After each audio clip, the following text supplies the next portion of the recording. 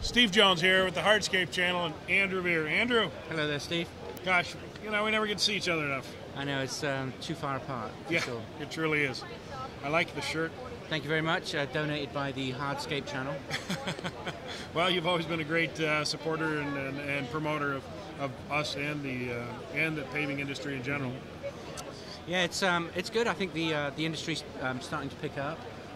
We're definitely a lot busier this year as we're progressing out again, and we're definitely starting to see some of the larger commercial work coming in.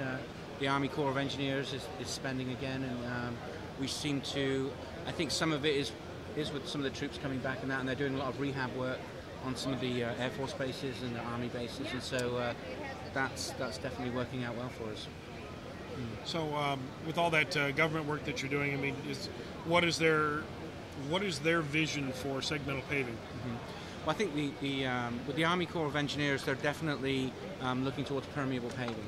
That we're seeing a lot more permeable coming in, and clearly with it being a sustainable system and everything, and being able to mechanically install it efficiently is the plus. We're having some really tight deadlines, so the only way that we're really able to install it is using mechanical equipment or mechanical assistance to get it in. And so with PaveTech and Prost and those things, it's really working out well. Oh, great. And you told me you've got a big slab job coming up in Colorado. We can't talk specifics here, but it won't be. You'll probably have the job done before this gets online. The nice thing is Las Vegas is picking up too. Vegas? I think we're starting to see. Vegas, really? Yeah, there's some stuff on the Strip. There's the big wheel on the Strip that's coming in. That's got a few acres of pavers on it, and so. What's this big wheel thing?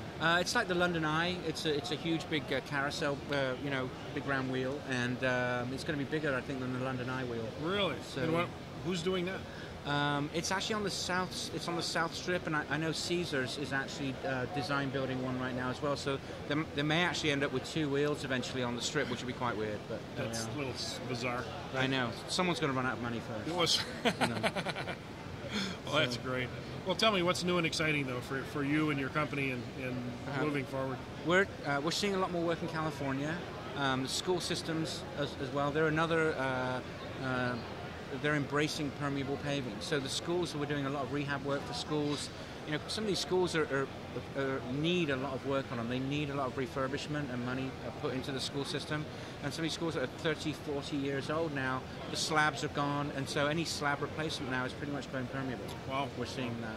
And it's creating work locally with that. So obviously there's priorities when it comes to rehab on buildings and stuff, and roofs and windows usually get first pick with the money. So where are we on where is pavement on the hierarchy of a refurb or a rehab? Well, age is on our side. At some point, concrete slabs are moving, they're heaving, they're cracking, and they have a lifespan. And the nice thing is that they're not just pouring concrete back. We are seeing, that definitely a dynamic shift with that with regards to segmental paving, for sure. And what about the specifications? Are they coming out better today than they did maybe 5-10 years ago? Education's definitely helping. I'm still seeing some interesting specifications regarding permeable, putting standard base under permeable paving. I'm still seeing that from architects and engineers. So we still have to get the education message out there with regards to maybe even getting to some of these colleges and universities and starting there with students as far as correct specification for permeable paving. Does ICPI provide you the tools necessary to help combat some of these bad specifications? The ICPI has a great permeable class. There's one coming up in Cupertino in November, which I'm teaching on that.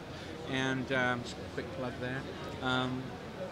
But you've got to get to this class. It's a day and a half just on specifications and the correct method of installation and specifying permeable paving systems, and it's definitely. How are you getting that information out? Are you trying to attract engineers, architects to this training class, or contractors? We're still going towards contractors, the actual end user of these units. If we can start, we need to make sure that the contractors are educated and that we're not getting some strange projects out there.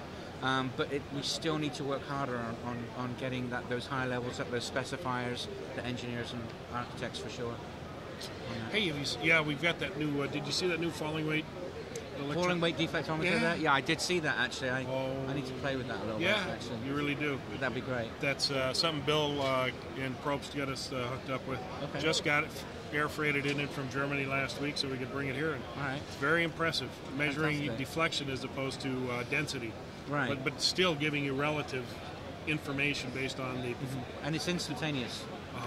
So that's the nice thing about that. There's no pre-testing. It's actually going to give you a hard reading right there. Yeah, right. Yeah, exactly. And the fact that also is that it follows ASTM standards for deflection testing. So it's good stuff. Andrew, thank you so much for stopping by. Always great to know what you're doing. You too. Not that you tell anybody. No, occasionally get your little posts on Facebook. Okay. Thanks very much, Steve. Okay. All Have right. a good day. This is Steve Jones with the Hardscape Channel, signing off.